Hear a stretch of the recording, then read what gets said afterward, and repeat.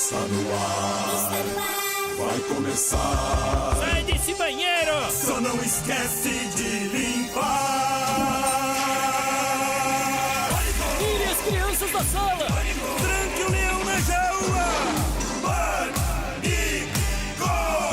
Microfone ligado, convidado sentado. Ouve essa merda, senão nós tá desempregado. Pânico! Um programa tão sensacional. Sucesso até no canavial. É, nós ouve mesmo. Muito bem, meus amigos, de volta aqui na programação da Jovem Pan para todo o Brasil. Este momento maravilhoso nesta terça-feira. Hoje é dia 27 e nosso Robert, aqui está ele, Alon Berlovic. Pergunte-me o bairro onde ele mora. Vou dar um prêmio especial para quem me falar no... Qual bairro? Qual e bairro? não é o Capão Redondo, hein? Não é o Capão Redondo. O Arlon tem 28 anos, é cozinheiro. É isso? Cozinheiro de onde? Tem uma lanchonete israelense em Higienópolis. Sério? Higienópolis. Higienópolis. Mais importante. Sicília. O que tem na... Lanchonete. Ó, vamos ser honestos. Kasher, né? Sim, mas a comida é mais ou Não, menos. falafel maravilhoso. Falafel? Falafel não é árabe. gostoso, ele tem um puta Não. É falafel. Oriente Médio, É Oriente né? Médio. Toda a região come grão de bico frito. Ele estudou com meus amigos, com o Duma. Peraí, deixa ele falar da lanchonete. Pois não, dele. pode falar, mas eu ia falar dessa Uma lanchonete. lanchonete israelense, pequena, trampo com meus pais lá. Como é que chama? Pinat. Pinat. Já segui lá, Pinat SP no Instagram, dá uma força pra nós. O que tem assim de especial na culinária? Então, tem muita gente que confunde culinária judaica com a israelense, né? O nosso é bem lanchonete de rua de Israel. Se for pra Tel Aviv, ali você vai ver 15 mil pinates, assim, pequenininho. Vende falafel, shawarma, schnitzel. A gente tem hambúrguer também, né? Porque tem que atender todo mundo. Aqui em São Paulo tá uma febre aí, hambúrguer. Kasher. Kasher. Você sabe o que é kasher? Sabe o significado de kasher? Sabe a diferença de kasher e halal? Uma pequena aula. Tá. Uma pequena aula. Davi pra você. Weitman tá Davi impossível Weitman. aqui. Você sabe qual é a diferença ou não? Não sei. Tá vendo? Eu sei. Mano, Mas eu não conto pra ninguém. Mas eu Sim. subestimo O que quer dizer um pouco comida a kasher? comida kasher é a comida que tem um passe judaico. Não, Que não, uma passe, reza, meu. não. Você acha que, Uma meu, reza. vai- Comida não é? kasher, o significado de kasher é comida possível.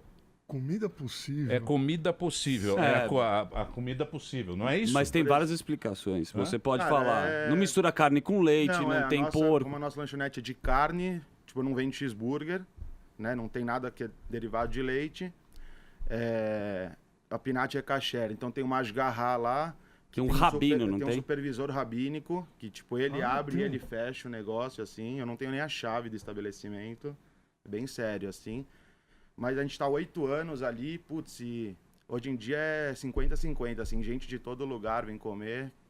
Bacana. Pô, Bacana. Acho que é a única, né? Seu aqui. filho é cliente lá, inclusive. É Sério? mesmo? Fazia um curso de cinema ali perto. Sim, sim. Ele é O direto. Emilinho? É a única? É a única? É a única. Por Você enquanto. sabe que em Buenos Aires tem McDonald's kasher? Sim, É o único sim, do mundo. Sim. Graças Não, a no Deus mundo não tem não. mais. Israel tem. Nova Não. York... Fora, Nova York não tem. Não tem? Israel tem. Israel E tem. só Israel e de acho Buenos que sim. Aires. No Brasil já teve. Os judeus gostam muito do McFish. É um que você pode comer e não tem problema nenhum. Mas é terrível o McFish, né? Muito bem. Mas seja bem-vindo. uma Alon. aula de Comido, né? Uma pequena aula para vocês de culinária Masterchef. Muito caro ser kasher. Você precisa de 2 geladeiras, 2 panelas. Um inferno. Não queira ser. Não queira ser. Aí o cara da Miguel ele falou, só sou kasher fora de casa. É bom ser cachê só pro safra. Só, lá sim. Muito bem. Como é que chama? Entra lá no Instagram para você conferir a Pinat SP. Segue que é legal. sim. Pinati SP. São Pinat SP. Muito bem.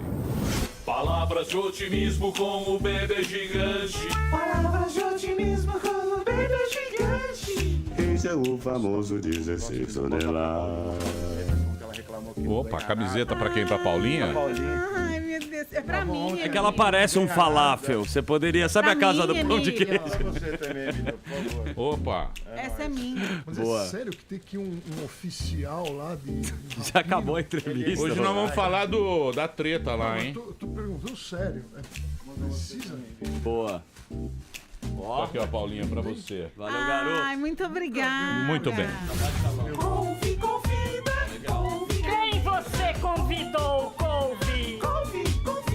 Muito bem, hoje um programa um tanto quanto diversificado. Tretas pelo mundo. É isso, Paulinha? É isso, Emílio. Hoje vamos receber Diogo Costa, é o melhor cientista político do país, e André Lagesti, é o maior especialista no Brasil sobre conflito do Oriente Médio. Que problema, então, hein? hoje vamos falar sobre imigração nos Estados Unidos, médicos cubanos, a guerra em Israel, conflitos internacionais, porque este, meu caro ouvinte, é um programa muito inteligente. Então, se você quer saber o que está acontecendo, se o mundo vai ou não acabar, se liga nesse bate-papo. Sim, e Muito para bem. enfatizar, esse cara tem uma pátia moral com a comunidade judaica, o André, porque quem me indicou foi Davi Salomão Boltibu, falou, meu, sem trazer, porque a imprensa tá falando coisa, tá falando tudo errado de Israel, então ele é o maior especialista na área, eu diria. Tá Não, certo? você vai puxar sardinha É pro seu lógico lado. que eu vou, não é Aqui não puxar tem- sardinha. A gente tem que ser apartidário, mas Ué, Israel então. no meu coração, sou um sionista. Então, Mas é legal, acho que pro povo acebolado entender também, porque ninguém entende o que acontece lá, né? A gente sabe que tem uma briga há anos e anos e anos, mas a gente não entende 5 direito. mil anos. há sem 5 briga. mil anos tem Hoje treta. nós vamos Mas a gente não resolver vai. o conflito no Oriente Há 5 Médio. mil anos tem a treta, hoje você quer resolver. Não, É. nem Yitzhak Rabin conseguiu, Exatamente. né? Nem o Bill Clinton E conseguiu. médicos cubanos também, que ninguém também tá entendendo direito, os médicos cubanos. Eles Porque- vieram ajudar porque o povo ou o é, governo eu- de Cuba. Podia Não, mandar os não, médicos então. cubanos lá pra faixa de Gaza. Os médicos cubanos vieram pra Acho cá, que eles não teve o iam querer, movimento dos não. médicos cubanos porque não tinha médico. E agora, em 2 dias, já tem médico sobrando. Então é uma coisa que a gente vai ter que entender também, esse negócio de médico cubano. Ninguém entende mais Os nada. médicos escravizados, Uma né? bela de misturada, né, de assunto. Por quê? acordo. Não é isso? Eles não trabalham e tem que dar o dinheiro pro Fidel? Não sei. Não é Essa, isso que Fidel dizem? já é. essa será a grande discussão do programa de hoje aqui na Jovem Pan. Muito bem, meus amores, estamos de volta aqui na programação da Jovem Pan. Hoje, um programa vai ser muito conturbado, o programa de hoje. Eu vou avisando desde já para que você, evidentemente, já vá se preparando. Porque hoje temos vários assuntos aqui que eu tenho certeza que a gente não sabe muito. A gente sabe de orelhada, a gente ouve falar... Corneta. Mas nós, evidentemente, queremos ter a nossa opinião e ser o gostosão do nosso meio e ser o... Falar, a gente manja do bagulho. É claro, a gente quer ser o fodão do grupo. Isso. Isso é que é importante. Passar as info. Então nós temos vários temas. Temos os médicos cubanos, temos a treta de Israel, conflitos internacionais. Por isso hoje, senhoras e senhores, estão aqui 2 dos maiores especialistas desses assuntos. Presença do Diogo Costa, o melhor cientista político do Brasil, e o André Lagesti, o maior especialista no Brasil, conflito do Oriente Médio. Uma salva de palmas para ele. Chique, hein? Chupa Muito bem, eu não sei se vocês concordam comigo, mas eu tenho uma seguinte opinião a respeito. Sobre. Eu acho que o mundo tem muita informação hoje em dia. E eu acho que a gente não deve dar muita importância a tudo isso, ou a querer ter opinião a respeito de tudo isso, porque a gente não sabe. E não saber nesse momento, eu acho que é a coisa mais inteligente. Você falar, olha, por exemplo, Eu não sei. Oriente Médio, você fala, cara, eu não sei. Porque eu realmente não sei. Não sei se é porque eu sou burro, mas eu não sei qual é a treta. Eu sei de orelhada. O que está acontecendo lá? Bom, é um conflito de mais de 100 anos, onde existe a gente tem aí um conflito de narrativas e um conflito bélico. Os judeus voltaram para sua terra ancestral, ligados a um movimento nacionalista de libertação, porque já foram expulsos de 18 países ao longo dos últimos 2000 anos. Tinha antissemitismo na Europa, teve Inquisição, teve perseguição aos judeus no Marrocos há 1000 anos atrás, no Iraque há 800 anos atrás, ou seja, os judeus sempre foram bodes expiatórios. Tudo. Para tudo.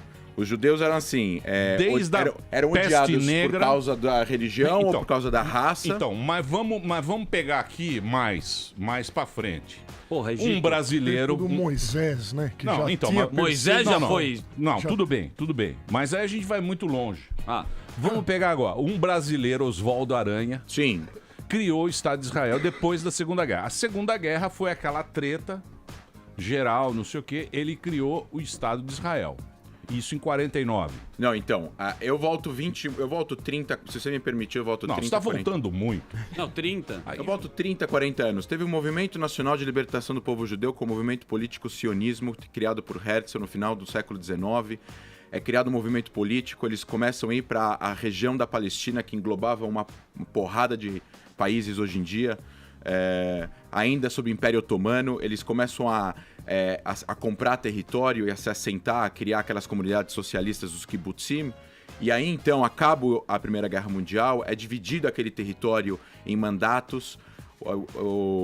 A Inglaterra fica com o mandato britânico para a Palestina, que é um território que inclui o que é hoje em dia Israel, Cisjordânia, Gaza e toda a Jordânia. E as pessoas não sabem disso. Elas falam a região da Palestina, elas imaginam que é Israel e imaginam que era um país, que na verdade é o nome de uma região. Certo. E aí começa um conflito nacional, porque outros países árabes começam a ganhar sua independência desses mandatos. O Iraque, a Arábia Saudita ganha independência da Inglaterra, a Síria e o Líbano ganham da França, e você tem lá árabes e judeus que querem independência. Existia uma tentativa e até uma disponibilidade maior da comunidade judaica na região querer fazer uma divisão. Então existiu uma proposta em 37, que foi rejeitada pela liderança árabe, e depois teve uma proposta em 47, que foi essa que você falou, na ONU, por Oswaldo Aranha, que presidiu a sessão da ONU. Isso aí chamegou. Aí ganhou virou, legitimidade internacional. E aí começou uma guerra civil, que termina com o fim do mandato britânico, que essa decisão do Oswaldo Aranha foi dia 29 de novembro de 47. E aí ficou decidido que em 6 meses terminaria o mandato britânico. Então, dia 15 de maio, todas as tropas britânicas têm que ir embora. De quem é o território no dia 16? De ninguém. Então, dia 14, Israel declara independência sem delimitar fronteiras. Dia 15 começou uma guerra. O Líbano, a Síria, a Jordânia e o Egito invadem para tentar impedir essa independência. Não tem também, calma. Mas isso foi Em que ano isso aí? 48. 48. Aí, 48 a 49, teve uma guerra de 1 ano e 2 meses, que foi a guerra que Israel conseguiu manter a sua independência. Ou seja, ele acabou de declarar independência, 5 países invadem, só que eles não conseguem impedir essa independência. Então Israel consegue manter a sua soberania, o que a gente chama de soberania. Para você ter um país, você precisa de soberania territorial, população e instituições. Tinha os 3, você tem um país. E uma bandeira. Uma bandeira é muito importante. E o fato dessa guerra... Mas aí o que acontece? Aí teve o Moshe Dayan, que foi a guerra dos 6 dias. Sim. Porque aí, o que aconteceu? Ele foi lá, o Nasser queria fazer o Estado Árabe. Queria o panarabismo. O panarabismo. Ele queria fazer o Estado Árabe, pegou toda a galera e falou, vamos atacar Israel. Aí Israel ganhou essa guerra em 6 dias. Foi um milagre. Os aviões, né? Que ele bombardeou os tanques. Só que aí o que acontece? O Moshe Dayan foi lá e tomou mais uma parte. Tomou a bagaça inteira. Aí, meu amigo... Aí. Mas muito dessa terra foi devolvida, né? Sim, a maior parte. A maior parte. Inclusive Hebron, que é um lugar que tem um conflito enorme lá. A maior parte do território era o Sinai, que era 3 vezes o tamanho de Israel, que tinha petróleo. Israel devolveu pro Egito para fazer a paz com o Egito, que era então o grande inimigo de Israel. Então, hoje em dia é um dos melhores amigos. Sim, mas a treta vem daí. A treta mais moderna. Mas Emílio, tem um negócio aqui que é o seguinte, né? Pegando aí a fala do André, né? Sempre esteve na mesa, pelo menos por parte de Israel, a proposta de solução do conflito com 2 estados, né? Essa proposta foi repetidamente rechaçada aí pela autoridade palestina. E tem alguns vídeos muito interessantes do Dennis Prager, da Prager University, que ele fala... O conflito de Israel é difícil de resolver, mas é fácil de explicar. E a frase dele é muito simples. É impossível negociar com quem quer te exterminar. Eu queria que você comentasse essa frase dele. Existem 2 tipos de discurso na autoridade palestina, tá? A gente entende a autoridade palestina do governo que é controlado pelos palestinos, que é o primeiro governo, desde 95 que existe, da história... que foi criado com a ajuda de Israel e do Ocidente, dos Estados Unidos, da União Europeia, para que os palestinos se autogovernassem. Quem são os palestinos? Os árabes que moram na Cisjordânia, em Gaza, e que eram controlados, quando acabou a Guerra de Independência, pelo Egito, pela Jordânia, que controlaram esses 2 territórios. Depois foi controlado com Moshe Dayan, conquistaram tudo, e foi controlado por Israel. 20, 30 anos depois é criada a autoridade palestina, eles se autogovernam nas cidades deles. Então Israel não controla mais a vida interna nas cidades, o que a gente chama de civil affairs. Quem controla é a autoridade palestina. Só que eles têm um discurso de 2 estados, como ele estava falando, para fora, em inglês. E para dentro, se você entra nos sites da Autoridade Palestina em árabe, se você entra no site do Fatah, que é o principal partido, se você entra no site da OLP, tem explicitamente lá charges antissemitas do estilo da Segunda Guerra Mundial. Com judeus gordos, com caras de nariz, animais, igual eu com falava aqui. narigão. Comenta dos 3 nãos, André. Existe os 3 nãos foi uma decisão da Liga Árabe, no Sudão, depois da Guerra dos 6 Dias que Israel conquistou. Teve uma resolução da ONU importante, do Conselho de Segurança, que pedia para a paz ser estabelecida, para os territórios conquistados serem devolvidos e para o auto-reconhecimento entre as nações.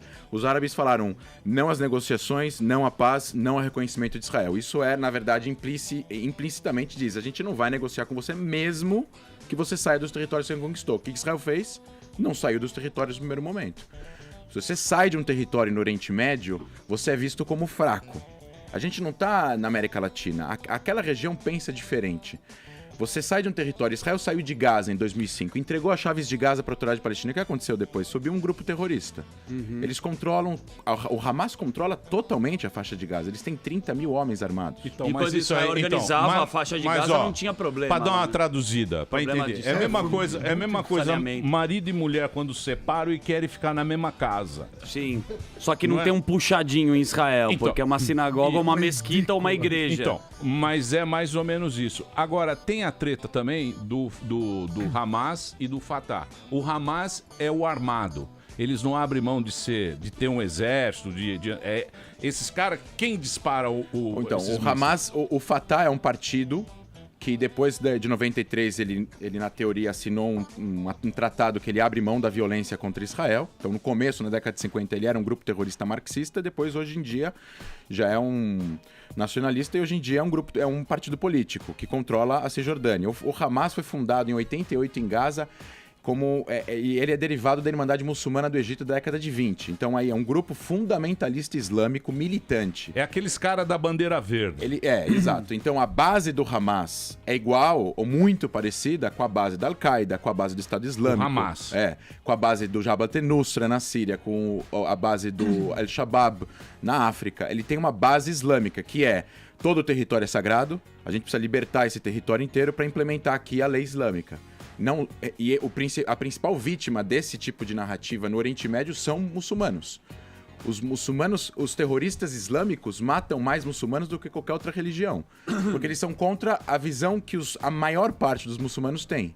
Só que eles são em muitos, né? É uma minoria, mas são em grande número. O Hamas pensa que Israel é uma entidade ilegal no Oriente Médio. Então não é que existe uma negociação com o Hamas. Eles aceitariam uma fronteira menor... um território menor. Não, se você der uma proposta para o Hamas de voltar para uma fronteira de só Tel Aviv vai ser Israel, eles vão falar não também. Eles querem exterminar, na verdade. Eles têm uma coisa com judeus também, né, Dani? Isso.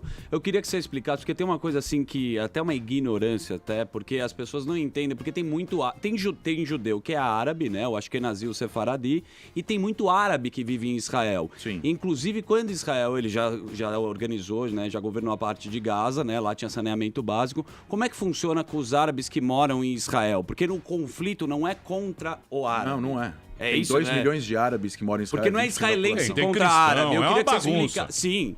É uma terra sagrada para todos. É uma bagunça. É uma 25 de março. Exato. 25 de março, todo mundo. Pitada de Bom Retiro. E por que tem muito árabe que vive em Israel e por que eles querem viver lá e o que significa isso? Quando terminou a Guerra de Independência, 200 mil árabes ficam em Israel.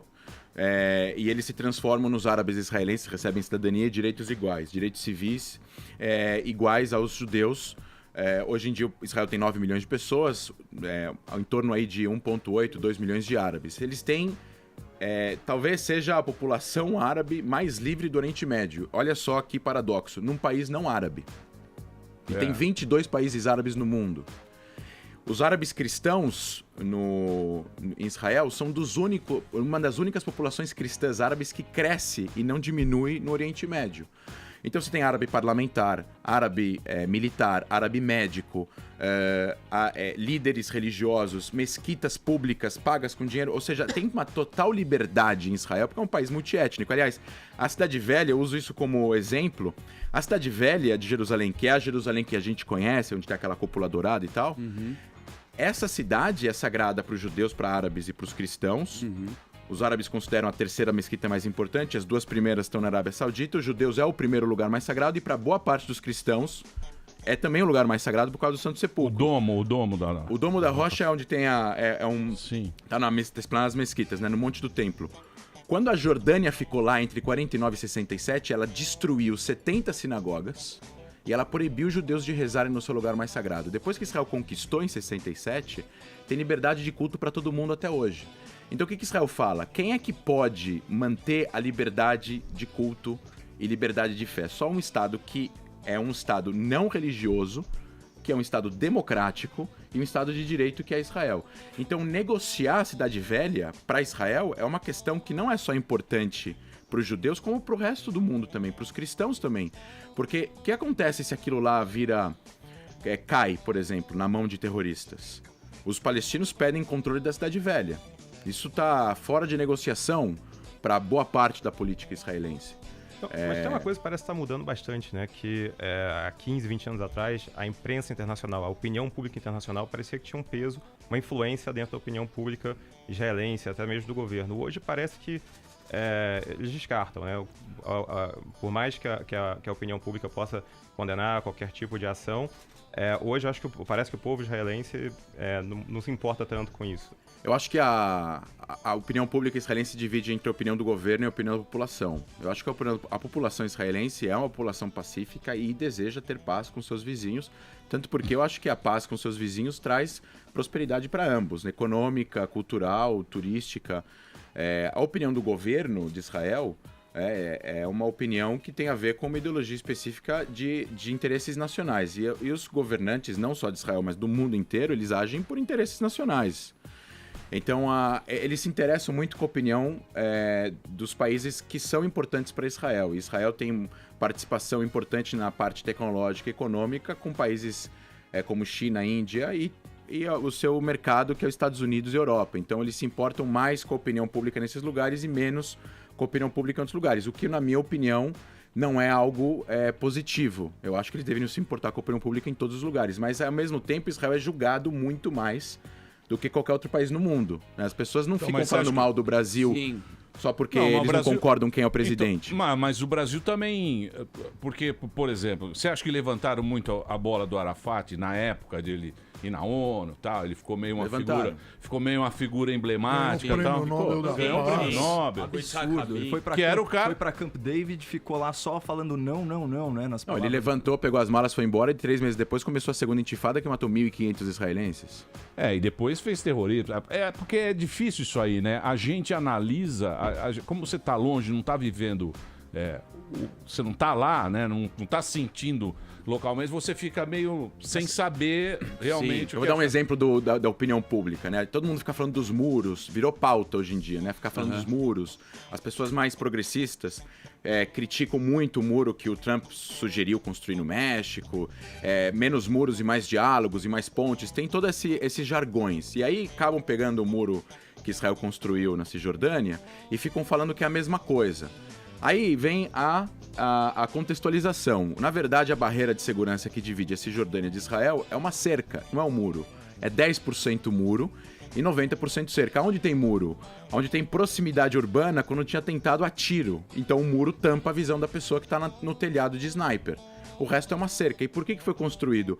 Porque em 2001, 2000, 2002, um terrorista palestino do Hamas, ou da Jihad Islâmica, entrava a pé em Israel em 10 minutos e se explodia num shopping. Num ônibus, num café, numa balada. Não, e sabe o que eu acho mais... Isso matou 1.500 israelenses. André, então o governo precisou construir uma barreira para proteger e salvou. 90% dos atentados acabaram. Não, e o que é mais louco, assim, você falou da percepção de Israel em relação às suas próprias políticas, né? Vamos trazer aqui um pouquinho para o Brasil. A gente está falando de Israel, né? Um país democrático, né? Amparado aí pelo Estado de Direito. Você falou que ele é multiétnico também, né? Então, que garante as liberdades individuais. Do outro lado, você tem regimes autoritários, fundamentalistas, que oprimem mulheres, que oprimem homossexuais. E qual que é a loucura dessa corrente, principalmente de esquerda aqui no Brasil, de negar as pautas a de Israel. direita universitária. Garotinho Sampons. Garoto direito universitário entrou no jogo. Ó, tem que vir falar. jogar a canhota aqui. Ele já vai falar que é culpa do Lula. Não, mas isso tem que ser falado. A esquerda brasileira, parte dela, não toda, tá? Parte dela, não toda. Ela tem uma ideia meio equivocada, eu digo imaginária, de uma Israel imaginária. Então eles imaginam uma Israel de um país agressivo, de um país militarizado. Eles projetam Israel que eles veem nos Estados Unidos. E não é nada disso. Israel é um país que tem uma das maiores paradas gays do mundo. É um evento nacional.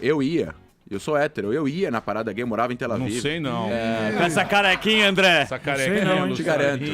Mas pelo menos você falava pra sua avó que você pegou um cara circuncisado, judeu, de boa família. Fala, ó, tá vendo? Esse é o Davi, ele gosta de dançar Lady Gaga, mas ele é da... É verdade, é um evento da cidade. Tipo, as pessoas iam, as famílias iam, as crianças... Eu tô dizendo assim, é um evento nacional que traz até gays de outros países do Oriente Médio que não podem expor o seu homossexualismo para Israel. E tem palestino que pede refúgio em Israel porque é perseguido na Cisjordânia por ser gay. Então, mas por que você acha que Israel, que tá lá no meio do conflito, por que você acha que ocidentalizou mais? Bom, porque o Israel foi criado por ciência, por pessoas laicas. O sionismo político não é baseado na religião, é baseado na cultura, na tradição, na educação, no nacionalismo judaico, na autodeterminação do povo judeu. O judeu não é só uma religião, somos um povo, uma nação, e a gente se entende como tal, multiétnica, multicultural. E Israel, quando se fundou, lá não tinha nada. Não tinha, era um deserto árido, sem uma... Então, o que foi valorizado? As ideias, o desenvolvimento intelectual. E por isso que hoje em dia Israel tem Waze, MSN, 10 prêmios Nobel, você tem aí um dos maiores níveis de publicação de livros, de internautas, de patentes. Eu acho que é um dos países que mais tem patentes no mundo, proporcional ao número da população. Técnica de irrigação também, técnica de irrigação, a agricultura, né? Num lugar que era árido, não se pode... O Waze foi criado em Israel. Eu acho muito curioso isso. Eu acho muito curioso.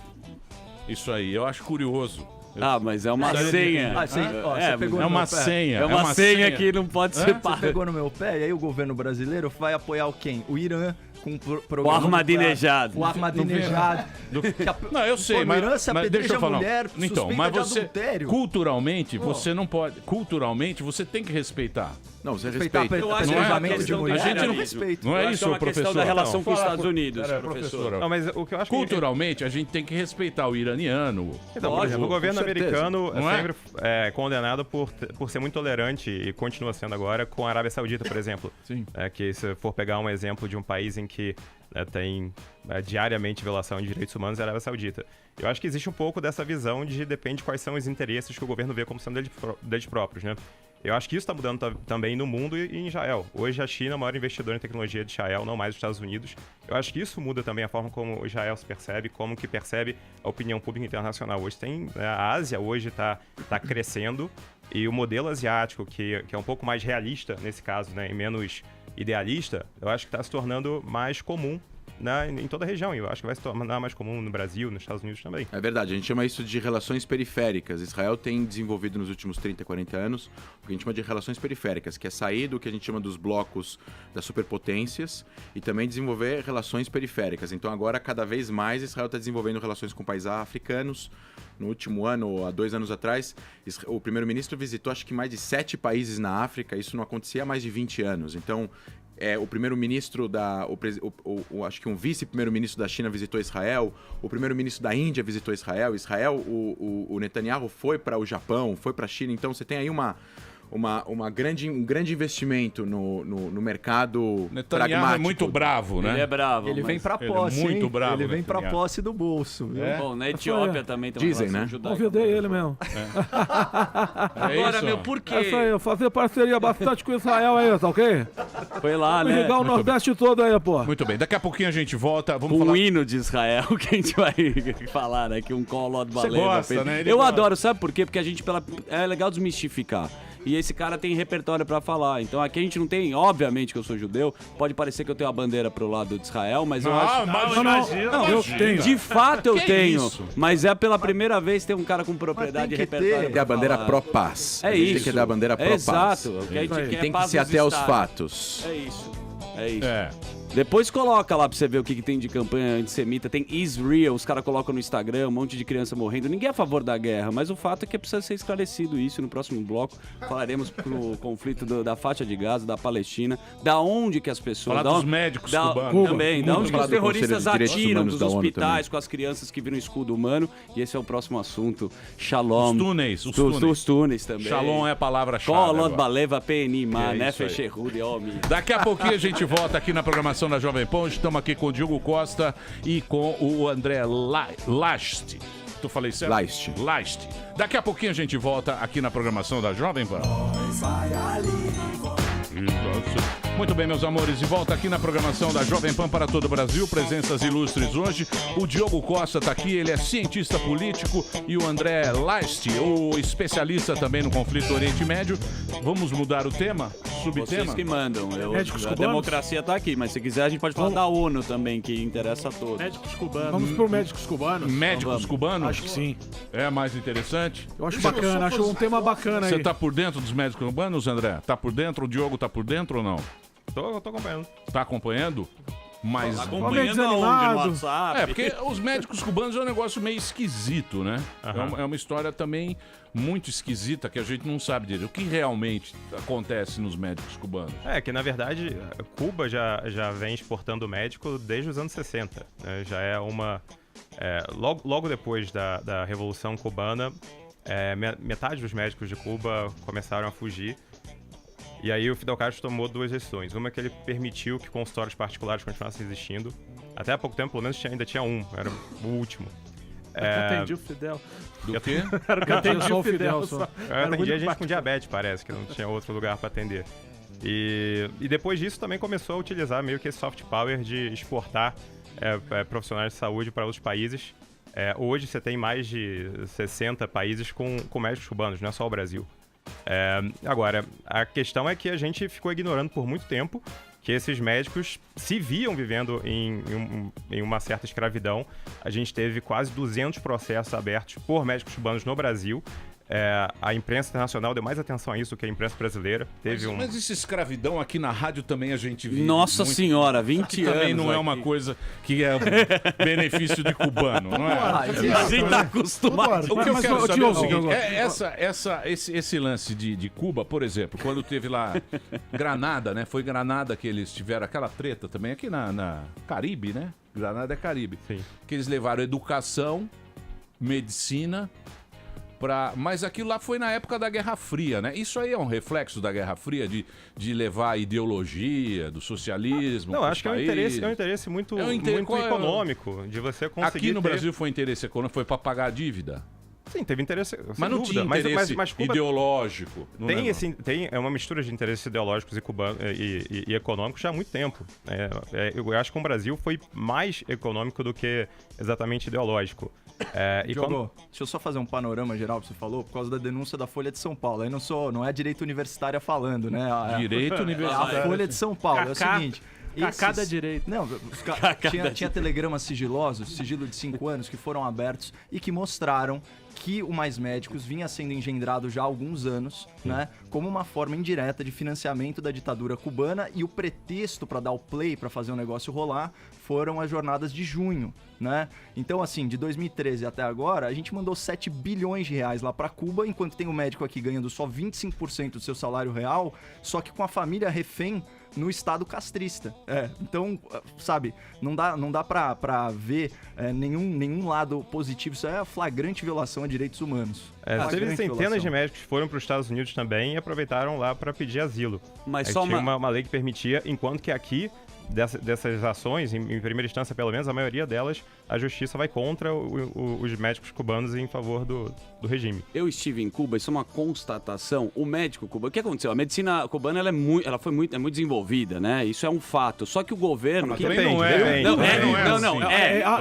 louco. Desenvolvido. Você entrou no hospital cubano? Não. O médico, eles investem muito na medicina. Só um ponto. Porém, o médico lá ganha menos do que um guia turístico. O cara que trabalha faz lá esses guias aí, o cara ganha em dólar e o cara não ganha absolutamente nada. Essa é a injustiça. O governo fala, eu te pago eu te pago a sua formação e você vai ficar totalmente no meu monopólio. Trabalhar pra mim. Vai trabalhar pra mim. Esse é um fato. O mito dessa qualidade da saúde cubana, né? Se você vai nos hospitais de Cuba, você encontra rato, barata. Tem uma amiga minha que é economista na Argentina, Belém Martí. Ela foi lá, ela escreveu uma matéria sobre isso. No hospital de São Miguel tinha um banheiro funcionando, não tinha porta. Tinha que entrar no banheiro. Cuba é terrível. As macas, a família do paciente tem que empurrar a maca, porque não tem ninguém pra empurrar a maca. E se você quiser ter roupa de cama, você tem que fazer de casa, porque eles também não fornecem. Chique deve ser o turismo médico de Cuba, pra fora. Né? É o turismo de pobreza que as pessoas fazem em Cuba. Olhando de frente pro mar, né? Cuba é zoado. Cuba, você vai pra Cuba, tem dinheiro, tem o dinheiro pra tem o supermercado para turistas, o supermercado para o cara que mora lá, o dólar de lá, tem o dinheiro deles, tem o dinheiro nosso, deles. Um é $1 e o outro é 4 centavos de dólar. Então, mas para turista, outro para mas lá ele ficou zoado, por quê? Porque ele oferece, realmente, todo mundo lá tem que prestar o serviço militar, tem que fazer pode fazer uma universidade, escolhe o curso e tal. É o quê? Que tem muito médico lá e eles não falta médico. Lá esse também é o falta? Porque eles querem exportar o médico vale mais a pena para o governo fora de Cuba do que dentro de Cuba. Existe uma deficiência de médico em Cuba hoje. E me desculpa... Em clínicas, tem consultórios que estão fechados, tem clínicas que estão fechadas. Me desculpa perguntar uma coisa. Normalmente a medicina, quando você estuda medicina numa determinada região do mundo, você aprende a exercê-la com as doenças endêmicas da região. E as doenças que tem Cuba não são as mesmas doenças que tem no Brasil, que não são as mesmas doenças que tem no Canadá. Então, esses médicos são realmente úteis, capacitados. Da chikungunya, zika, é outra coisa. Eu acho que são questões diferentes, né? Eu acredito que você pode...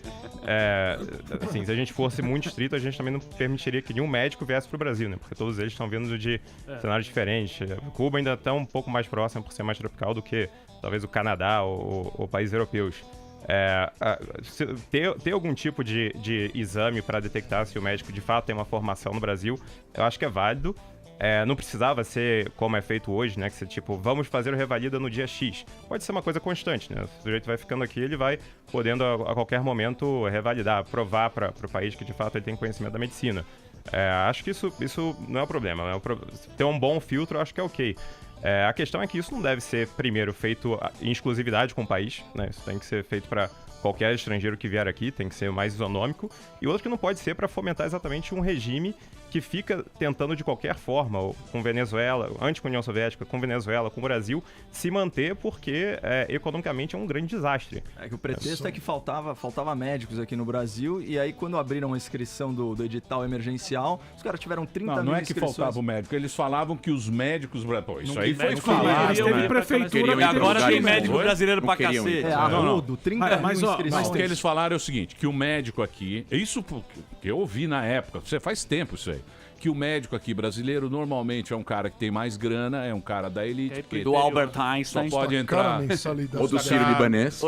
E o médico brasileiro não quer trabalhar nesses lugares mais remotos, digamos assim.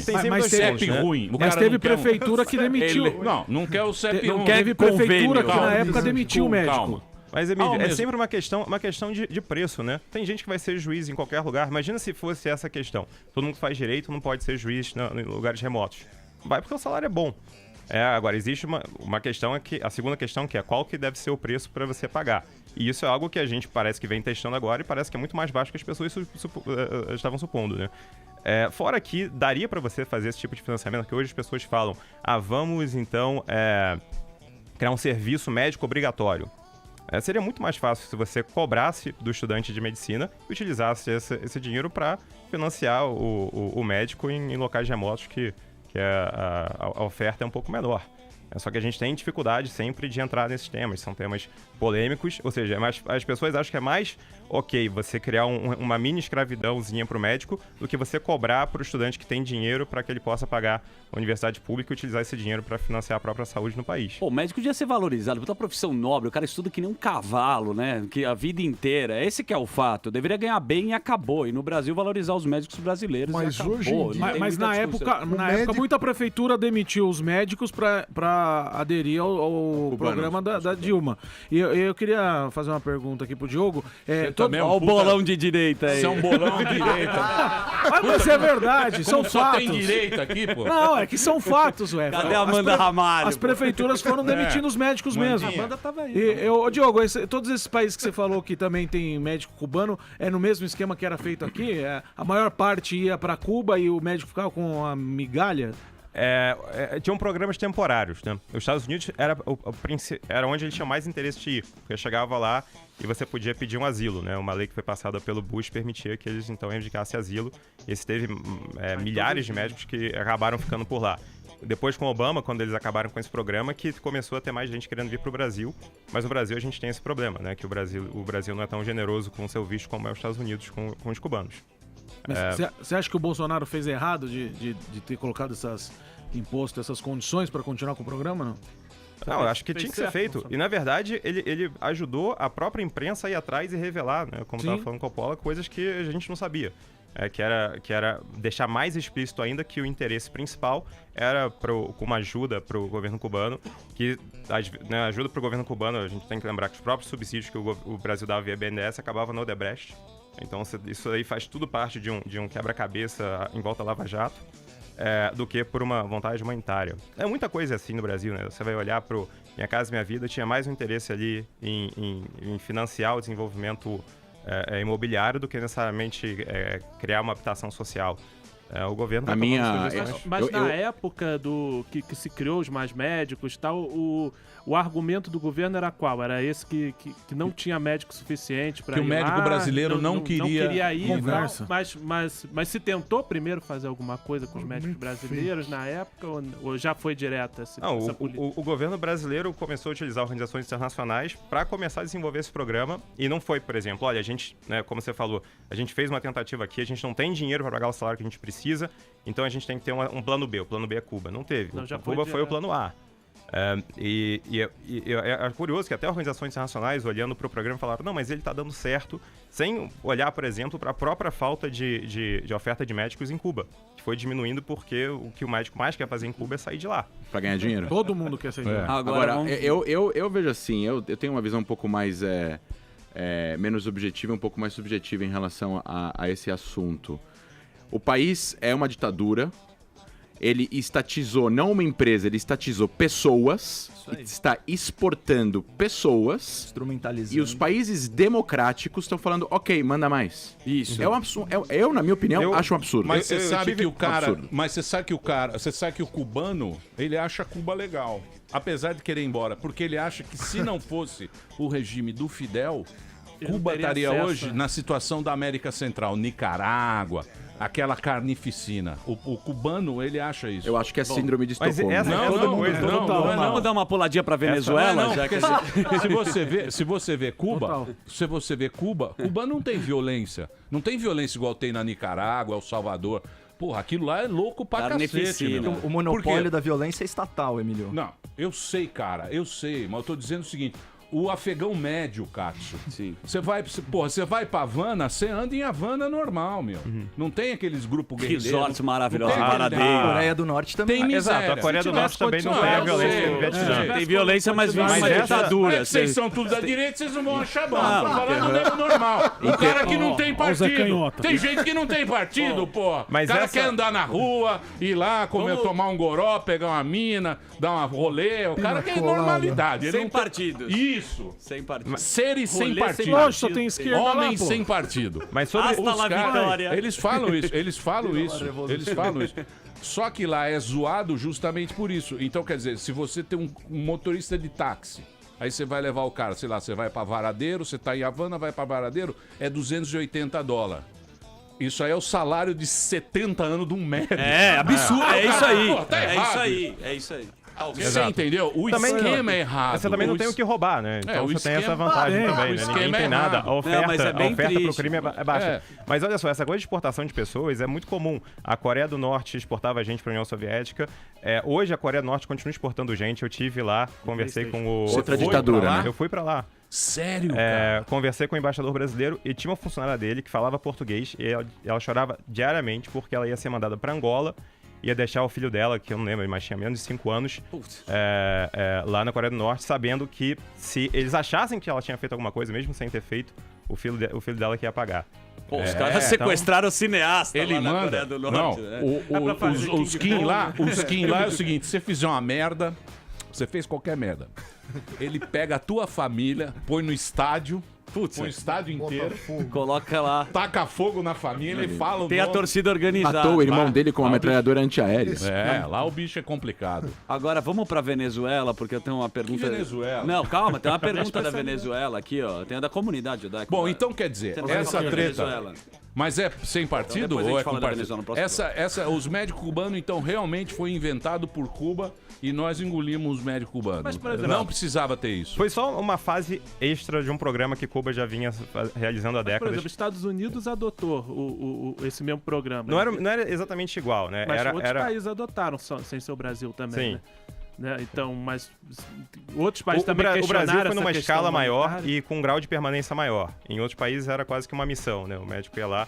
Eles têm lugares mais Estágio. pobres também que adotaram. Os países que é um governo de esquerda fizeram uma a longo Aliança. prazo, né? Uma aliança mais a longo prazo, assim, o Brasil no caso, né? E o Brasil com uma escala muito maior do que qualquer outro país é capaz de oferecer. Mas também os porque médicos saíram felizes. territorialmente depois. o Brasil é Muito maior. Você viu? Porque cada um escreve. Internet é um negócio que te deixa louco. Cada um faz a notícia do jeito que você quer consumir. O cara da direita vai lá, fala que os médicos estavam tristes, outros falam que estavam infelizes.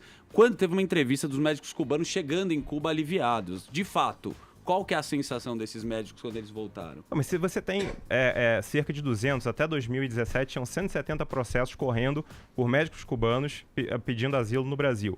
Esses caras não estão felizes. Ninguém vai até a justiça sabendo que isso corre o risco de se ter depois você ser deportado e ter uma represália, uma punição em Cuba. Você está tomando esse risco, né? E mesmo assim você ainda está sendo não tendo seu pedido aceito pela justiça brasileira. Não, mas eu digo quando eles voltaram pra Cuba, né? Tem um vídeo viral que estão eles comemorando, abraçando a família, falando que eles não queriam mais estar aqui no Brasil. É porque eles ficavam distantes da família, né? Também, né? Sim, ó, cada caso é um caso, né? Você vai achar casos individuais Quantos que vão médicos ser ao muito todo diferentes. foram envolvidos no programa? 8 mil, é isso? Foi... Atualmente, E quantos abraçaram a família falando que estavam tristes e chegaram em Cuba? Falaram, 2. Eu não sei, eu chutei.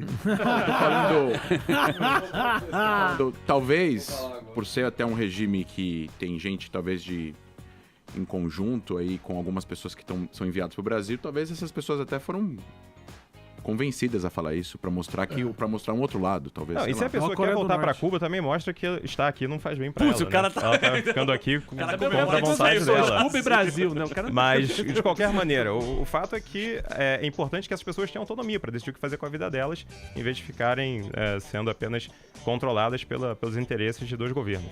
Na verdade, ninguém quer morar na terra que não é sua, né? A gente gosta do lugar onde a gente...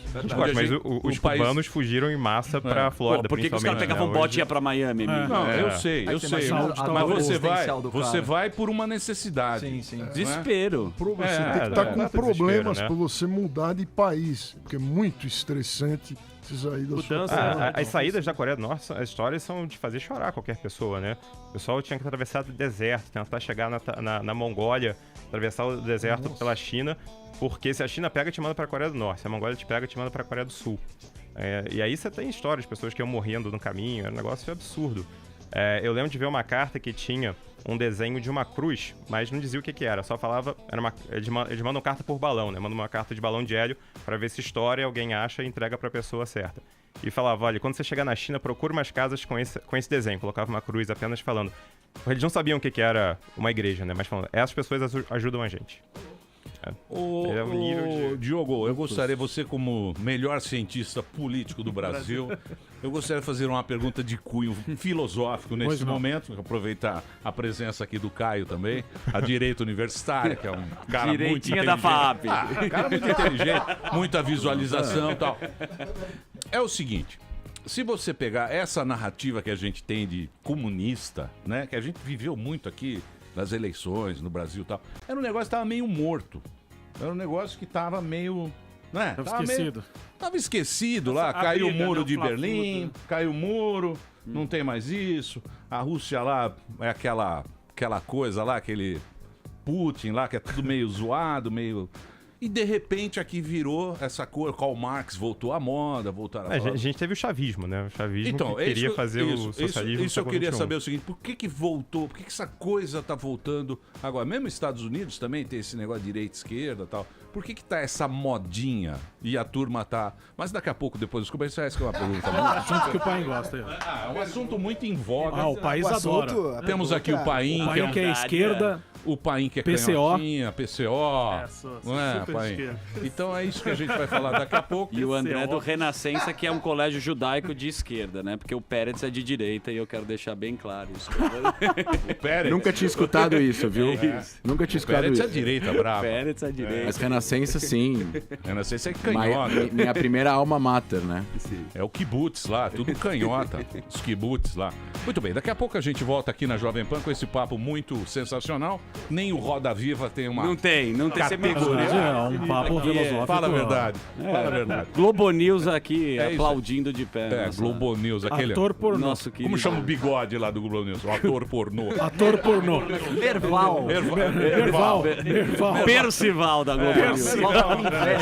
Daqui a pouco a gente volta. Boa tarde, é Samuel Guisson. Muito bem, meus amores, estamos de volta aqui na programação da Jovem Pan para todo o Brasil. Estamos aqui hoje com presenças ilustres nesse programa. Hoje o Diogo Costa está aqui, ele é cientista político, e o André Leicht, ele é especialista do Brasil no conflito do Oriente Médio. E temos também a presença aqui do nosso querido Alex Paim, essa figura fantástica. De esquerda. Muito. Temos o bolão do Bolsonaro aqui também. Daniel Zuckerman representando a hebraica. E nós, esquerda. E o Pérez. Exatamente. E o Caio gostaria de dar naquela pergunta que eu fiz, ele falou que ele vai dar uma azeitada. Vai lá. Então, Garotinho Porto Seguro. É a direita universitária. Isso, é uma nova tendência. É uma nova direita turma festiva. A melhor coisa que já aconteceu desde o sertanejo universitário. Direita ultra caviar. Porque... Não, o Emílio falou que esse negócio de comunismo caiu um pouco em desuso, né? Aliás, deveria ter caído mais, né? Em desuso, depois da queda do Muro de Berlim. E, aliás, é uma tragédia a nossa Constituição ter sido feita um ano antes daquele raio, daquele negócio ser derrubado. Mas o ponto é o seguinte... chegou um momento aqui na esquerda que a gente não estava mais falando de luta armada, de domínio do poder pela força e tal. O que começou a imperar, e essa inclusive é a tese tanto do nosso futuro ministro da Educação como o futuro chanceler, de que a tomada do poder por essa hegemonia, vamos dizer assim, do pensamento de esquerda, não estou falando nem do progressista, o pensamento de esquerda em geral, socialização dos meios de produção, esse tipo de coisa, se daria por uma revolução cultural. E o grande teórico disso é Antônio Gramsci, ou Gramsci, que o pessoal já pegou no meu pé nas redes sociais por causa da pronúncia. Então, o italiano lá, o italiano. Revolução cultural. Aliás, o comunismo começou na Itália. Ah, é? Lógico. As comunas. Os comunas. Você devia estudar um pouquinho mais, Você vai aprender.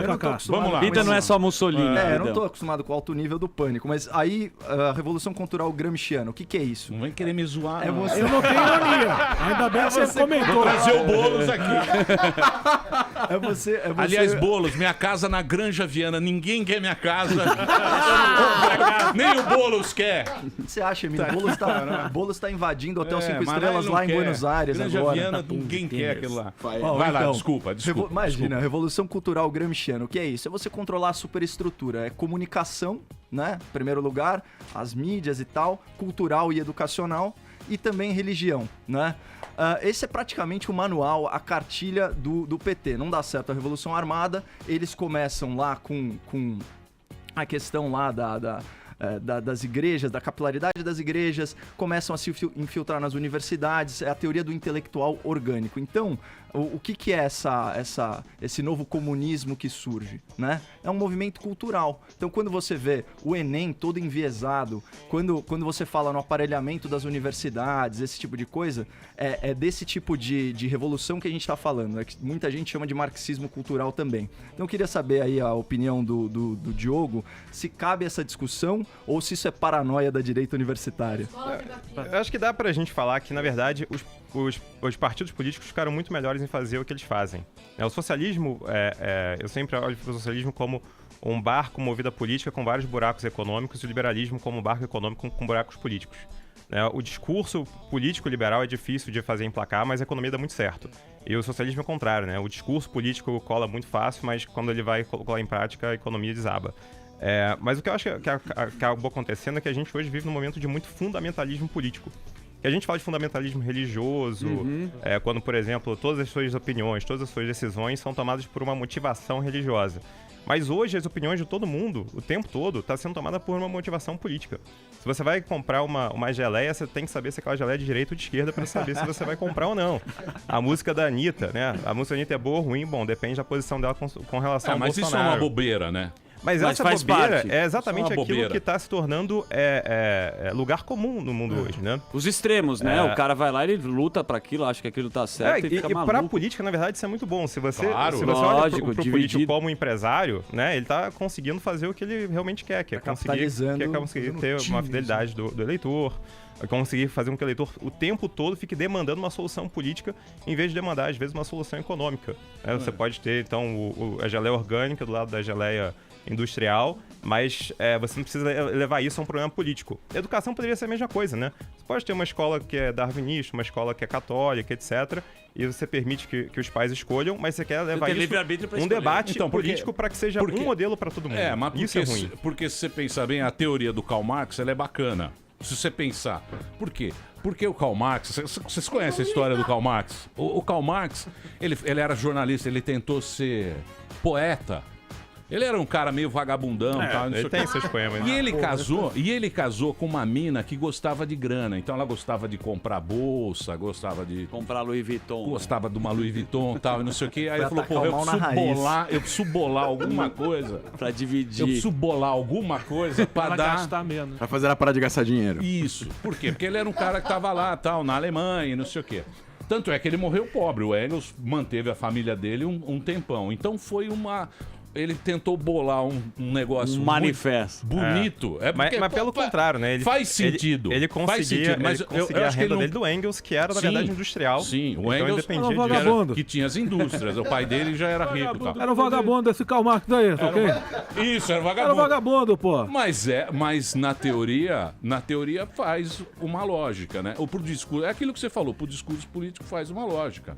Mas quando você olha pro discurso mais popularzão, assim, do socialismo, acaba sendo sempre uma questão de utilizar os trabalhadores para reclamarem do patrão, né, no seu nível mais básico, assim, que é algo que faz sentido. Mas quando você olha para a capacidade do socialismo de fato ter uma grande adesão popular, o socialismo sempre foi uma coisa de elite, né? Não foi uma coisa de Sim, os pensadores. Os trabalhadores na Rússia, eles estavam querendo, ter um melhor salário, ter menos horas, mas não queriam uma revolução, mudar o sistema completo, né?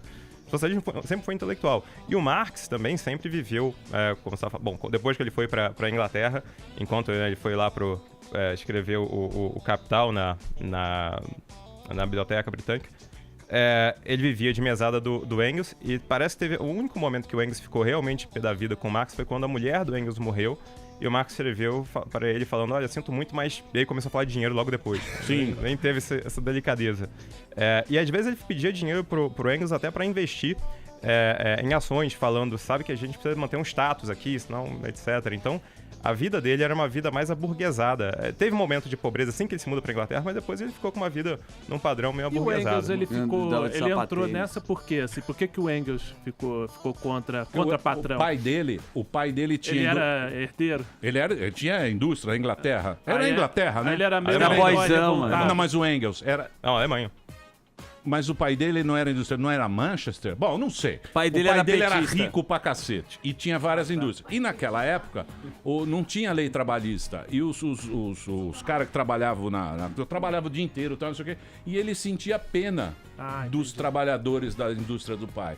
Aí ele conheceu a teoria do Karl Marx, se apaixonou por ele, não sei se tiveram um casinho, alguma coisa assim. Mas eles construíram muita coisa junto, Mas né? acho que é isso, Construíram né? muita coisa junta. Acho E que é junto com isso, você tinha uma influência grande em Engels, que foi Darwin. Ele queria aplicar o darwinismo para explicar também a economia, a sociedade, né? Marx também faz isso, né? Marx chega a tentar dedicar, né, suas obras para o Darwin, porque eles queriam ver que existia também uma lei, da mesma forma que governa a biologia, que governa a história, que governa a sociedade. Então isso estava dentro do pensamento, assim, da sua época também. Eram pensadores atenados. Mas hoje, de fato... A gente tá falando um negócio de 1700 e tralalá, bicho. Não é? 1800. É 1800? É, 1800 tralalá? O Manifesto Comunista é 1848. Mas quando a gente olha para hoje, de fato a coisa mudou. Hoje, então, você não precisa... O que, os neogramscianos perceberam é que você não precisa mais ficar fazendo de classe econômica. Você pode utilizar qualquer grupo que você defina e criar uma luta, uma rivalidade. Pode ser homem contra mulher, pode ser gay contra hétero, pode ser branco contra negro. Você consegue manipular isso de uma forma muito mais fácil hoje Divide do que no para passado. conquistar. Por falar... Então, porque dizem que sempre o socialismo ele vai arrumar uma coisa contra a outra. Mas, por exemplo, você pega Estados Unidos, vamos pegar Estados Unidos. O cara normal, o americano normal. Classe média. O cara normal, sem partido, sem loucura. Lá, o cara que é republicano, porque lá o republicano seria direita e o democrata esquerda. Por exemplo, o cara tem lá o Obama. O Obama quer fazer o sistema de saúde. Ele fala, eu vou cobrar de vocês para ter uma saúde melhor, para os pobres e não sei o que, aquele discurso. O cara do outro lado fala, não, eu prefiro pagar meu seguro, eu quero guardar dinheiro pro meu filho fazer universidade. Então essa é que é a treta. Não, mas essa é que é o problema. Cada um tem o seu interesse pessoal. Exatamente. Por isso que o comunismo não dá certo. Porque o cara ele não pensou no que cada um tá pensando. Mas a base do Ninguém pensa igual. Essa que é a grande realidade. Isso que cada um natureza humana, né? A lógica liberal é que o socialismo... E a lógica do dinheiro, ela funciona por quê? Não, porque o dinheiro pra você é igual pra mim, igual pra ele. R$100 pra todo mundo aqui. Eu tenho o mesmo valor. É o mesmo valor. E o problema Agora eu quero ganhar mais R$100. O dinheiro, eu quero pegar o meu dinheiro e fazer o que eu quiser com ele. E aí você entra naquilo lá. Bonito. Ir para o Bamboa. Deixa eu fazer uma pergunta. Bamboa hoje. Pegar com 500 e jogar R$100. Deixa eu fazer uma pergunta da ONU, porque teve um vídeo seu, André, que viralizou muito. E eu queria que você falasse um pouco da ONU e da relação de Israel, já que a gente tem tão pouco tempo pra isso. Ele só quer falar disso. Vamos puxar. Eu já entendi. Não, só pensa naquilo. Eu quero saber qual é o... A ONU é importante, gente. A ONU é importante. É a ONU é muito mais importante do mundo, né? Então, Lula livre, então. Então vamos soltar o Lula, então. A ONU quer soltar o Lula. Então vamos soltar o Lula, então. A ONU absolveu o Lula, tá? Absolveu o Lula. O que acontece com a ONU? Por que a ONU maravilhoso. tem tantos embates contra Israel? Bom, vamos lá. A ONU, quando foi fundada, em 45, era para trocar a falida Liga das Nações, que foi criada depois da Primeira Guerra Mundial, que foi fundada para evitar uma Segunda Guerra Mundial, e ela falhou, né? You had one job, né? E não deu certo. Então criou-se a ONU, que a maior parte dos países membros, na época que foi criada, eram democracias, eram países liberais, eram países que tinham um sentimento de interesse pela preservação da paz mundial. Hoje em dia, a ONU tem 193 membros, a maior parte não são democracias liberais. Então, o que acontece? Existem agências, né? Então, eu vou dar um exemplo. Então, existe o Conselho de Direitos Humanos da ONU, fica em Genebra. São 48 membros, se eu não me engano. Dos 48 membros, 14 ou 13 não são democracias. 9 são ditaduras. Então, o que acontece? Eles vão se votando entre si. Eles votam em blocos. Então são, por exemplo, existem 22 países da Liga Árabe e 35 países da Cooperação para Países Islâmicos. São 57 países, é o maior bloco da ONU. Quando eles querem condenar Israel por algum motivo, eles votam em bloco. Não tem quem vença. Que a maioria. Agora, quantos desses países são democracias? Ou têm valores democráticos? Ou preferem, ou aceitam críticas internas ao seu país do que olhar para o inimigo e falar, prefiro que fale mal dele do que fale mal de mim? Então o que acontece? Já teve no Conselho de Direitos Humanos da ONU o Irã presidindo a Subsecretaria de Direito da Mulher. É a bancada Já da bala teve da a ONU. presidência do Conselho de Direitos Humanos da ONU a Arábia Saudita. Um lugar que até um ano passado a mulher não podia dirigir.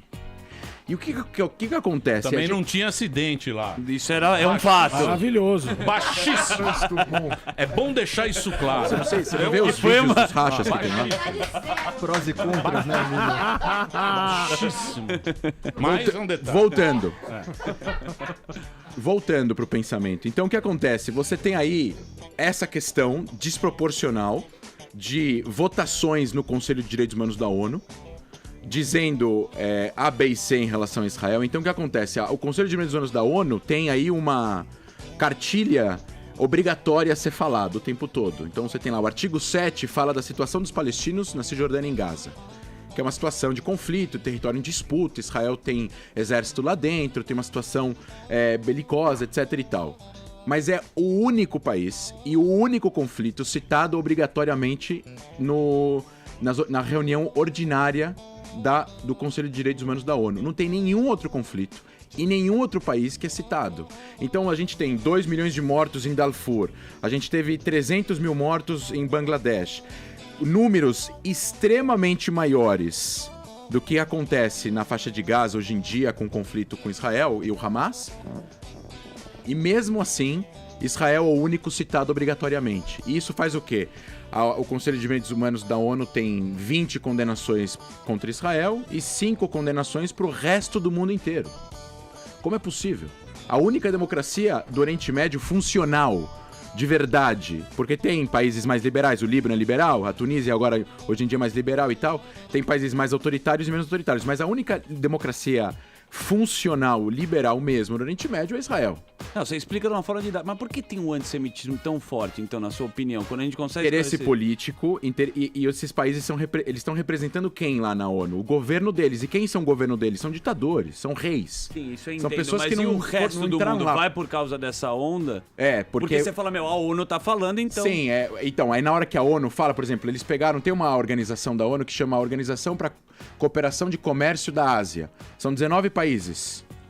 Eles chamaram Israel de fazer apartheid, comparar o problema que acontece na Cisjordânia com Israel e com os palestinos com o que acontecia na África do Sul, que não tem nada a ver.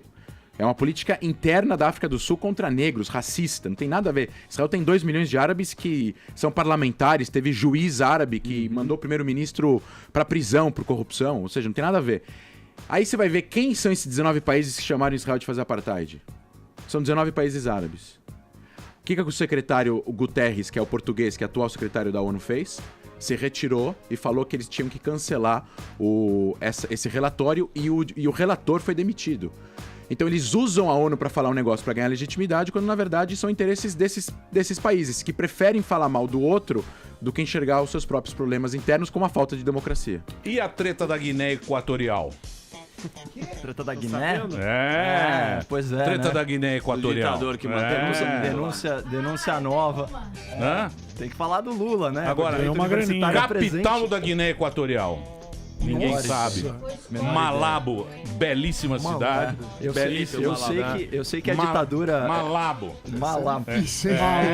Difícil a capital da Guiné A gente não Equatorial. fala Pode de anotar, Gaza, pode né? cair no Enem do ano que vem. Malabo. Eu não vou esquecer mais. Quer falar de Gaza? Não, pera aí. Ele quer falar. Calma. Ele quer falar. Pera aí. Pera aí, Ele a gente falou, precisa dar puxa um... Pera aí, pô. Vários tá bom. assuntos. Vários. São Fala da vários Guiné assuntos. Equatorial aí, ó. O negócio do Lula. Ali foi o seguinte... Você tá sabendo do Guiné- Lula? Tô sabendo. do Mas Lula. é Equatorial. sério isso? É confirmado? Ditadura mais longeva aí da África, né? Então aqui a gente está diante de uma denúncia com base em um suposto tráfico de influência. Tem que falar suposto só porque é denúncia, né? Porque na prática... Só que dessa vez tem prova documental, tem recibo né? Lógico que o recibo, o crime é lavagem de dinheiro, né? Então o recibo não fala assim, recebemos de fulano a título de propina a quantia de R$1 milhão, é um recibo de padoca, né? O professor Vila chamou de recibo de padoca. Muito feio aquele recibo. Feio, né? Desqualificou. Desqualificou aquele Desqualificou. recibo. Bom, enfim, isso daí é mais um processo do Lula. Ó, estamos vendo o recibo aqui. Número 24. Era zoeira isso aí. Não, eu acho que isso é... mas a letra tá Será bonita, que é sério? Não, isso deve ser zoeira, não é possível. Fake news. É de taxista. O cara é Uber X, milhão porra. certinho. A lavagem de dinheiro, você tem que dissimular a origem ilícita, né? Da grana. Então, precisa ter um recibo.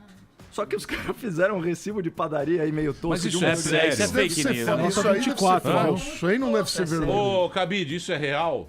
Tá ok? sim. É real. É real sim, Você pô. tá brincando. É real. E você sabe que tem uma linha do tempo interessante, né? Isso daí, esse recibo ele é de 2012, falando de um negócio que veio desde 2011. Mas em 2013 tem ligação do Léo Pinheiro lá da OAS, falando de obras no valor de mais de 300 milhões de dólares lá na Guiné. Em 2015 tem o desfile da Beija-Flor, que segundo você o Edgar Piccoli participou. Edgar Piccoli foi destaque nesse Meu chefe participou. Maravilhoso. Exatamente. E em 2018 tem aquele caso bizarro do filho do ditador vindo pro Brasil com 20 relógios incrustados de brilhantes no valor de 16 milhões de reais e 1 milhão e 400 mil dólares em cash. Então, assim, é um regime super complicado e amicíssimo do Lula, né? Pô, não dá pra comprar um relógio com essa nota, então... Mas aí a pergunta pro Diogo é o seguinte, né? Como que você vê aí essa... Falando do Goethe, né? Diz-me com quem andas, te direi quem és. E olha só o que ele fala aqui também, eu dei essa situação que é muito boa. Saiba eu com quem te ocupas e saberei também no que te poderás tornar. Então, é bonito falar isso, porque assim, quem que o Lula andava? Com Gaddafi, com o ditador da Guiné, o Ahmadinejad, com essa turma legal, né? Com o pessoal aí liberal de Israel, ele não queria muito papo, né? Então, o que você acha da proximidade do PT com as ditaduras? Se a gente for contextualizar isso, parece que o Lula queria fazer com o Brasil o que a China faz, né? É chegar na África, impulsionar suas próprias empresas, fazer construção, etc. Coisa que o Brasil não consegue fazer no Brasil, né? A gente não consegue construir coisas aqui no nosso país. E de uma forma que aqui também seria, obviamente, legal, obviamente tem interesses que o PT não é o Partido Comunista Chinês, né? Talvez quisesse se tornar, mas não tem esse tipo de hegemonia. Então é uma coisa que acaba que não funciona, né? A gente tenta fazer algo que a gente não consegue fazer. Então, mas você sabe que Ou seja, sem olhar pelo aspecto ideológico, apenas pelo aspecto prático, é uma coisa que simplesmente não funciona. Então, mas tudo bem, que tenha jabá. Que tenha jabá. Que o cara vá lá, que o cara vá lá e faça um jabá, com a Odebrecht, com a OAS, com o diabo a quatro. Jabá é o tráfico de influência internacional, né, Emilhão? Não, eu sei. Mas por que o cara não fez aqui, Katsu? Por que o cara fez aeroporto em Moçambique, fez porto em Cuba? Dinheiro por que o cara... vivo. Porra, e o estádio do Corinthians? milhões de reais pra Gaza. Financiado por nós. Por que ele E o não fez estádio aqui? do Corinthians? Se ele milhões de reais fizesse pra aqui... Gaza. Então, se Ele mandou 25 milhões de reais pra Gaza. Se ele fizesse aqui, O Hamas, sei lá, tava chegou bom. no Hamas. Por que o Mas cara... a gente, primeiro, a gente não consegue fazer... Isso é uma coisa Mas que eu por acho que não fez aqui? Isso que eu não consigo entender. Então, Por que não roubou Porra. aqui, pô? Rouba aqui e dá pra nós. Rouba, mas faz, pô. Aqui, né? Exatamente. Maluf. Exato. Mas acho que- que é uma pergunta interessante, porque o Brasil hoje, pensa bem, no Brasil no passado a gente fez Itaipu, a gente fez Brasília, a gente fez Ponte Niterói, a gente fazia grandes projetos. Hoje o Brasil não consegue fazer nada. Eu tava no elevador com o carinha da RAP, eu mostrava no monitor lá uma ponte que estão fazendo na China entre Hong Kong e Macau. 55 quilômetros em cima, seria como eu ir daqui até Santos numa ponte. E o sujeito ficou assim, porra, e aqui, isso tava no Rio, né? Falou, pô, e aqui a gente tentou fazer um tour na Rio Petrópolis e ele caiu. Aí o Brasil é Mas isso, pelo o Brasil menos a as gente tem o coisas só trem caem, bala, cara. né? Não, então, a gente já queria fazer o trem-bala mais caro do mundo, mais lento do mundo.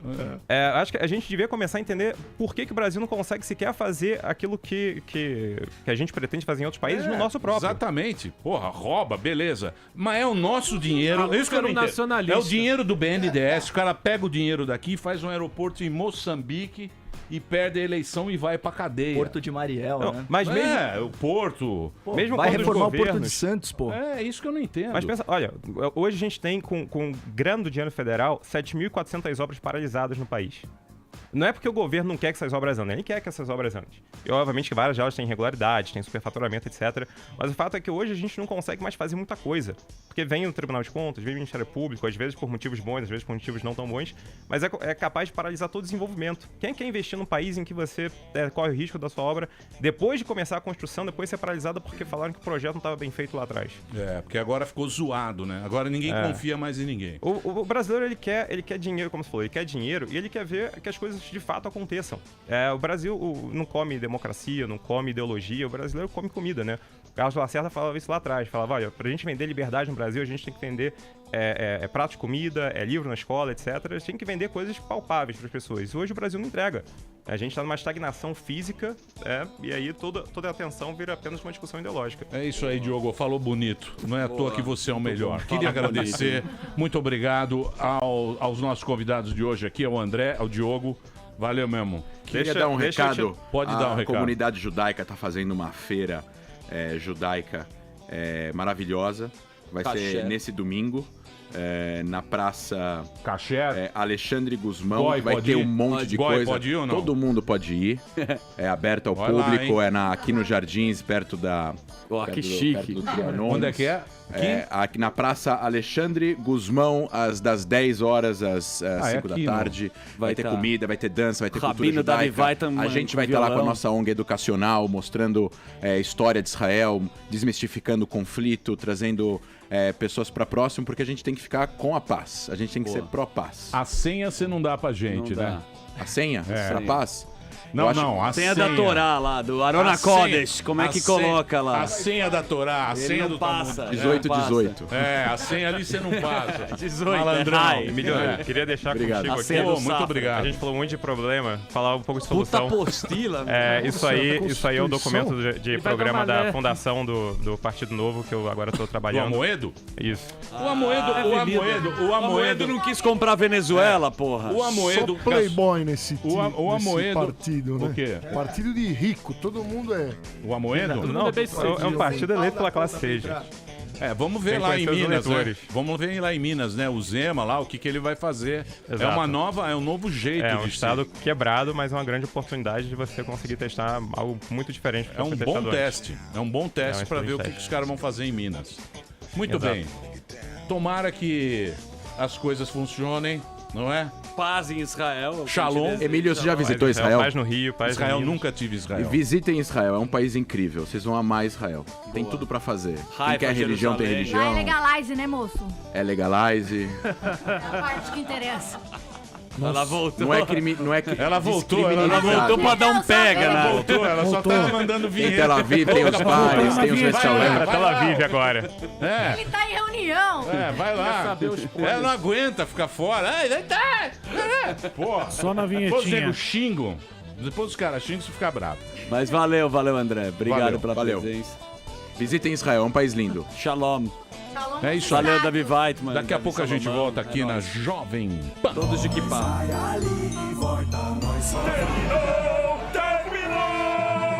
Mas já terminou? Terminou! E eles não desistem! Se já terminou, vamos acabar. Já está na hora de encerrar. Pra quem já almoçou, pode aproveitar e sair pra cá. Acabou mesmo! Acabou! Acabou mesmo!